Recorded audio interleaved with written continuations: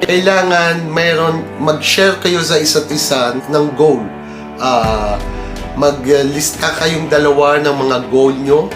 Tapos pumili kayo kung alin yung sa mga goals na ito, kung alin dito yung kung saan talaga kayo magkakasundo na ito gusto natin to mangyari. Ito gusto natin to mangyari. At mas maganda yung ganon, dahil may kanya-kanya tayong goals di ba? Iba yung goals ko sa goals ng asawa ko. So, ang gawin nyo, ilista nyo parehas yung mga goals nyo at i-qualify nyo kung alin sa mga goals na ito, kung saan alin ang pinaka mas nagkakasundo kayo, kung saan nagmi-meet talaga yung mind nyo. Kasi mahirap yung goal ko lang o goal lang niya ang masusunod. Kailangan, pagka may goal, kailangan magkasundo kayo dito sa goal na ito. Isipin nyo,